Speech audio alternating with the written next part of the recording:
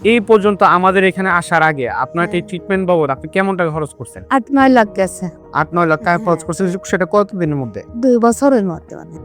ওষুধ খেয়ে অসুস্থ হয়ে গেছিলাম। এই ওষুধ খেয়ে আমি সুস্থ হয়েছি। এই ওষুধ খেয়ে সুস্থ হয়েছে। কেমন সুস্থ আছেন আগের তুলনায়? এখন সম্পূর্ণ ভালো। আসসালামু আলাইকুম সম্মানিত দেশবাসী, আমি ডাক্তার এটিএম রেজাউল করিম। আমি ক্যান্সার চিকিৎসক হিসাবে কর্মরত আছি। বর্তমানে ক্যান্সার গবেষক অধ্যক্ষ ডাক্তার এস.এম. সরোয়ার স্যারের সহযোদ্ধা হিসেবে কাজ করতেছি গণস্বাস্থ্য হোমিওতে। আপনারা জানেন আমরা ক্যান্সার, থ্যালাসেমিয়া, এইডস, কিডনি সহ সকল প্রকার জটিল ও কঠিন রোগের চিকিৎসা করে থাকি।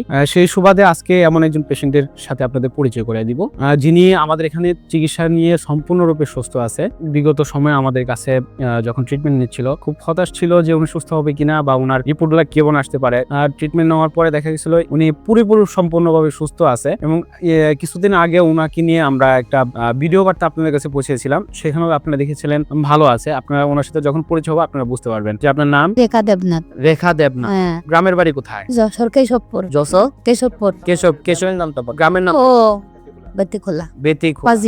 বাজিয়া। আপনি কি সমস্যা হয়েছিল আর কিভাবে আসছিলেন? আমার হয়েছিল থাইরয়েড, গলায় হ্যাঁ, গলার থাইরয়েড ক্যান্সার। Thyroid cancer. আমি অপারেশন করেছি মহাখালী। প্রথমে মহাখালী অপারেশন একবার করেছি, করার পরে আর একবার সাকসেসফুল হয়নি, ওরা ট্রান্সফার করে দিল ঢাকা মেডিকেলে। আচ্ছা।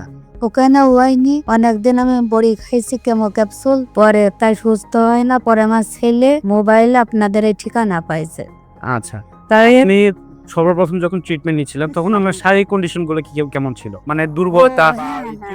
অসুস্থ ছিলাম, ওষুধ খেয়ে অসুস্থ হয়ে গেছিলাম। এই ওষুধ খেয়ে আমি সুস্থ হয়েছি। এই ওষুধ খেয়ে সুস্থ হয়েছে। এই পর্যন্ত আমাদের এখানে আসার আগে আপনার এই ট্রিটমেন্ট বাবদ আপনি কেমন টাকা খরচ করছেন? 8-9 লাখ গেছে। 8-9 লাখ টাকা খরচ করছেন, সেটা কতদিনের মধ্যে? 2 বছরের মধ্যে মানে। 2 বছরের মধ্যে 8 থেকে 9 লক্ষ টাকা খরচ করার পরে আপনি সুস্থ হন নাই। আর আমাদের এখানে ট্রিটমেন্ট নিচ্ছেন আজকে কতদিন? আজকে 11 মাস। 11 মাসে আপনি আল্লাহর মধ্যে সম্পূর্ণ সুস্থ।